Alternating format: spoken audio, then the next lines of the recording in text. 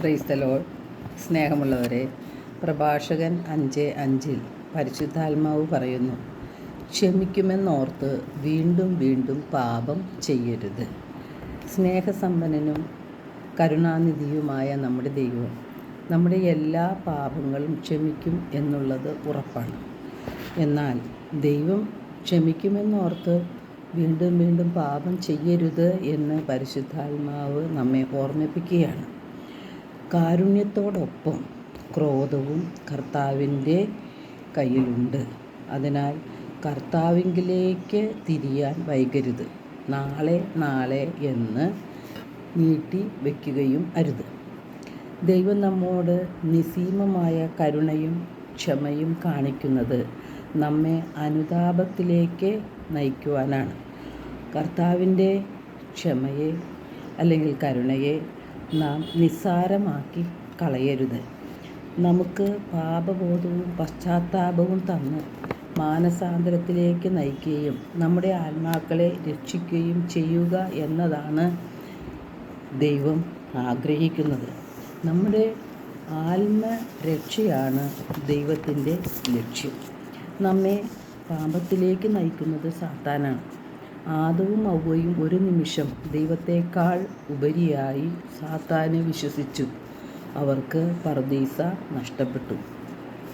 യോഹന്നാൻ 10:10 യേശു പറയുന്നു, മോഷ്ടിക്കുവാനും കൊല്ലാനും നശിപ്പിക്കുവാനുമാണ് കള്ളൻ വരുന്നത്.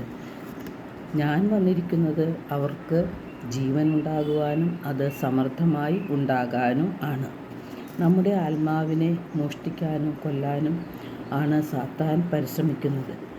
നമ്മുടെ സന്തോഷവും സമാധാനവും ദൈവവുമായുള്ള ബന്ധവും വചനവുമായുള്ള നമ്മുടെ ബന്ധവും എല്ലാം അകറ്റി അവൻ്റെ രാജ്യത്തിലേക്ക് നമ്മെ കൊണ്ടുപോകാനാണ് സാത്താൻ ശ്രമിക്കുന്നത്. നമ്മിലുള്ള ദൈവത്തിലും സഹോദരങ്ങളോടുമുള്ള നമ്മുടെ സ്നേഹത്തെ അവൻ നശിപ്പിക്കുകയാണ്. നമ്മുടെ ദൈവിക ജീവൻ നഷ്ടപ്പെടുത്തുകയാണ് സാത്താൻ്റെ പ്രധാന ലക്ഷ്യം.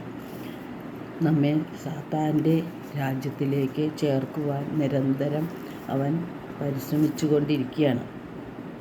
എന്നാൽ യേശു പറയുന്നു, ഞാൻ വന്നിരിക്കുന്നത് അവർക്ക് ജീവൻ ഉണ്ടാകാനും അത് സമൃദ്ധമായി ഉണ്ടാകാനുമാണ്. നമ്മിൽ വെറുപ്പും വിദ്വേഷവും അഹങ്കാരവും സ്വാർത്ഥതയും എല്ലാം ഉണ്ടാക്കുന്നത് സാത്താനാണ്. അപ്പോൾ പരിശുദ്ധാത്മാവ് നമ്മിൽ വരികയില്ല. ഇത്തരം പാപമാലിന്യങ്ങൾ നമ്മുടെ ഹൃദയത്തിലിരുന്നാൽ വചനമനുസരിച്ച് ജീവിക്കുവാനും നമുക്ക് സാധിക്കാതെ വരും. എഫേസ്യർ 4:22 വിശുദ്ധ പൗലോസ് പറയുന്നു, നിങ്ങളുടെ പഴയ ജീവിത രീതിയിൽ നിന്നും രൂപം കൊണ്ട വഞ്ചന നിറഞ്ഞ ആസക്തികളാൽ കലുഷിതമായ പഴയ മനുഷ്യനെ ദൂരെ എറിയുവിൻ. നിങ്ങൾ മനസ്സിൻ്റെ ചൈതന്യത്തിൽ നവീകരിക്കപ്പെടട്ടെ എന്ന്.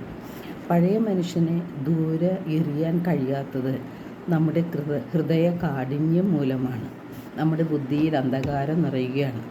തിന്മയിൽ നിന്നും വിട്ടുപോരുവാൻ നാം ഇഷ്ടപ്പെടുന്നില്ല. അതിൽ നിന്നുള്ള താൽക്കാലിക സുഖത്തിൻ്റെ പിന്നാലെ പോകുന്ന നമുക്ക് അവയെ ഉപേക്ഷിക്കുവാൻ കഴിയാതെ വരികയാണ്. വിശുദ്ധി ഉള്ള ഹൃദയത്തിൽ മാത്രമേ ദൈവത്തോട് ചേർന്ന് നിൽക്കാനും ദൈവവചനത്തോട് ചേർന്ന് നിൽക്കാനും പാപത്തെ ഉപേക്ഷിക്കുവാനും സാധിക്കുകയുള്ളൂ. കുരിശിൻ്റെ വഴിയിൽ നാം പ്രാർത്ഥിക്കുമ്പോൾ 10-ാം സ്ഥലത്ത് രക്തത്തിൽ ഒട്ടിപ്പിടിച്ച വസ്ത്രങ്ങൾ ഉരിഞ്ഞെടുത്തപ്പോൾ ദുസ്സഹമായ വേദന അനുഭവിച്ച ഈശോയോട് നമ്മുടെ പഴയ ജീവിത രീതിയെ ഉരിഞ്ഞു മാറ്റാനുള്ള കൃപയ്ക്കായിട്ടാണ് നാം പ്രാർത്ഥിക്കുന്നത്. പഴയ ജീവിത രീതിയെ ഉരിഞ്ഞു മാറ്റുക എന്നത് വേദന ഉളവാക്കുന്ന കാര്യമാണ്. ആ വേദനയെ നാം സ്വീകരിച്ചുകൊണ്ട് നമുക്ക് നവീകരണം പ്രാപിക്കണം എന്നുള്ള ചിന്തയോടെ ദൈവത്തോട് പ്രാർത്ഥിച്ചാൽ അത് നമുക്ക് സാധിക്കും. ദൈവം നമ്മിൽ നിന്നും ആഗ്രഹിക്കുന്നത് നമ്മുടെ വിശുദ്ധീകരണമാണ്.